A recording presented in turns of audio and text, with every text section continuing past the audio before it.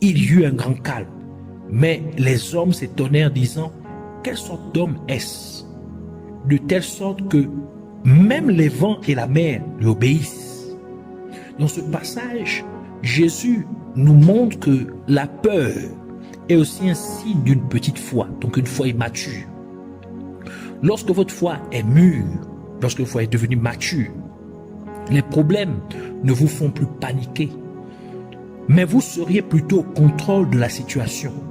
Et donc, parce que votre foi est mature, vous saurez non seulement comment faire face aux défis, mais vous les surmonteriez également. Matthieu chapitre 14, verset 29 à 31 dit, « Et il dit, c'est Jésus, viens. Et Pierre sortit de la barque et marcha sur les eaux pour aller vers Jésus. Mais quand il vit le vent bruyant, il eut peur. Et commençant à s'enfoncer, il cria disant, Seigneur, sauve-moi. Et aussitôt Jésus étendit la main, le saisit et lui dit, ta foi est bien petite. Pourquoi as-tu douté?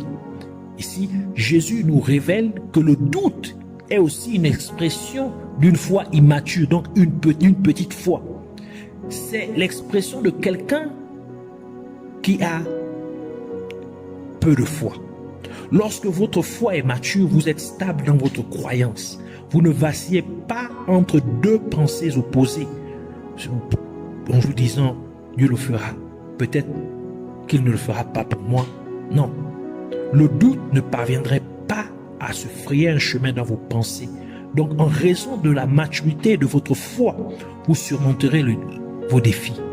Matthieu chapitre 8, verset 5 à 10 qui dit, « Et quand Jésus fut entré à Capernaum, un centurion vint à lui, le suppliant et disant, « Seigneur, mon serviteur est couché à la maison malade de la paralysie, gravement tourmenté. » Et Jésus lui dit, « Je viendrai le guérir. » Le centenier répondit et dit, « Seigneur, je ne suis pas digne que tu viennes sous mon toit, mais dis seulement une parole et mon serviteur sera guéri, car je suis un homme sous autorité, ayant des soldats sous mes ordres, et je dis à cet homme, va, et il s'en va, et à un autre, viens, et il vient, et à mon serviteur, fais ceci, et il le fera. » Quand Jésus l'entendit, il s'étonna et dit à ceux qui le suivaient, « En vérité, je vous le dis, je n'ai pas trouvé une si grande foi, non, pas en Israël. » Dans ces versets, le centenier a fait preuve d'une grande foi.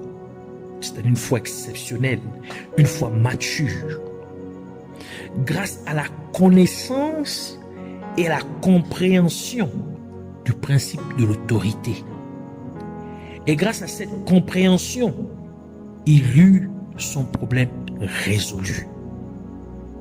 Donc nous voyons bien la manifestation de ce genre de foi qui tient sa force sous la compréhension des principes de Dieu. Matthieu chapitre 15 verset 21 à 28 qui dit, « Alors Jésus s'en alla et partit sur les côtes de Tyr et de Sidon.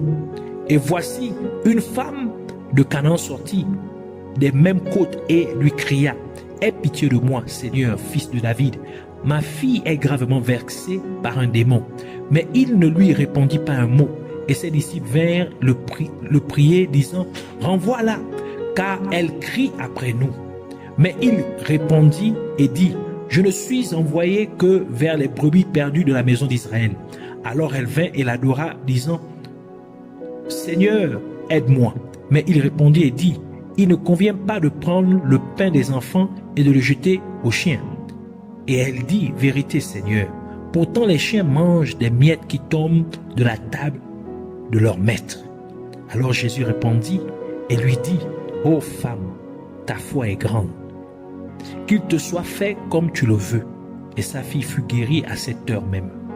Ici, dans les versets que nous venons de lire, la femme de Canaan a manifesté une grande foi. C'était une foi exceptionnelle, une foi mature, par sa connaissance et sa compréhension du principe des morceaux tombés de la table du maître. Et cela ouvra la porte qui était fermée devant elle,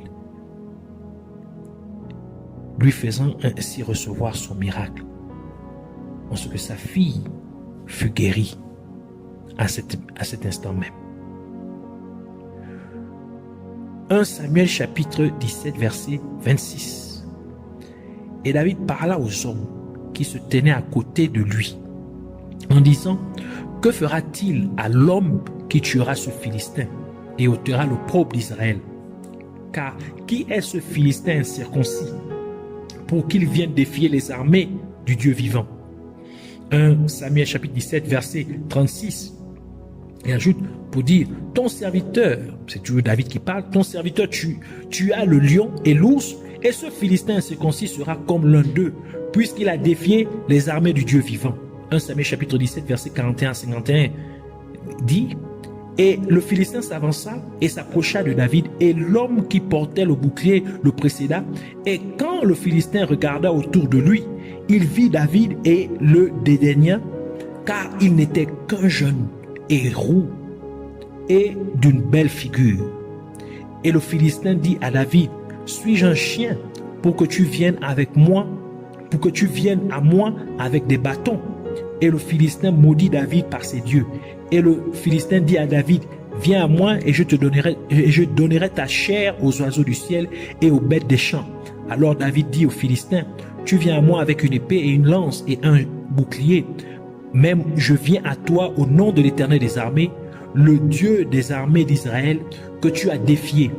Aujourd'hui, l'Éternel te livrera entre mes mains, et je te frapperai et je te couperai la tête. Et je donnerai aujourd'hui les cadavres de l'armée des Philistins aux oiseaux du ciel et aux bêtes sauvages de la terre, afin que toute la terre sache qu'il y a un Dieu en Israël, et toute cette assemblée saura que l'Éternel ne sauve pas par l'épée et la lance, car la bataille appartient à l'Éternel, et il vous livrera entre nos mains. Et il arriva, quand le Philistin se leva, vint et s'approcha de David, que David se hâta et courut vers l'armée à la rencontre du Philistin. Et David mit sa main dans son sac et prit de là une pierre et la mit dans sa fronde et frappa le Philistin sur son front. Et la pierre s'enfonça dans son front et il tomba la face contre terre. David l'emporta sur le Philistin avec une fronde et avec une pierre et frappa le Philistin et le tua. Mais il n'y avait pas d'épée dans la main de David. C'est pourquoi David courut et se tint sur le Philistin, prit son épée, la tira de son fourreau, le tua et lui coupa la tête. Et quand les Philistins virent que leur champion était mort, ils prirent la fuite. Dans cet événement étonnant, nous voyons comment David exprima une grande foi, une foi mature, à travers la connaissance et la compréhension du principe de l'alliance avec Dieu. David savait et comprenait qu'il était circoncis. Donc cette circoncision était la marque de son alliance avec Dieu. Mais ce n'était pas le cas de Goliath. Donc Goliath n'avait pas d'alliance avec Dieu. Donc il n'y avait aucun moyen que Goliath puisse le tuer. Peu importe combien Goliath était expérimenté et fort. Et cette connaissance et cette compréhension du principe de Dieu, de ce principe de Dieu, ont poussé David à rester ferme dans sa foi et finalement à tuer Goliath. Notez qu'une foi exceptionnelle produit un miracle exceptionnel. Une foi exceptionnelle produit un miracle exceptionnel. Donc, ce type de foi, donc, qui commence, elle est petite ou grande. Donc, une petite foi ou une grande foi. Ce type de foi se nourrit de la parole de Dieu et tient sa force dans la compréhension des principes de Dieu qui sont enfouis dans sa parole. Pour que quelqu'un puisse avoir une grande foi, ce genre de foi, donc une grande foi, une foi mature, il doit passer du temps dans la parole, beaucoup de temps dans la parole de Dieu, matin et soir au minimum, à comprendre les principes de Dieu. Et ainsi, sa foi va devenir mature. Elle va se développer. Et quand elle arrive à ce stage de maturité, elle produit des effets exceptionnels. Elle produit des miracles inouïs.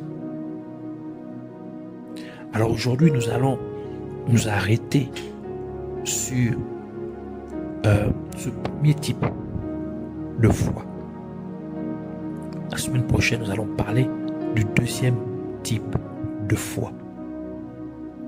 Deuxième principal type de foi. Alors nous allons bénir le Seigneur pour sa parole. Joins-toi à moi et prions ensemble au nom de Jésus-Christ.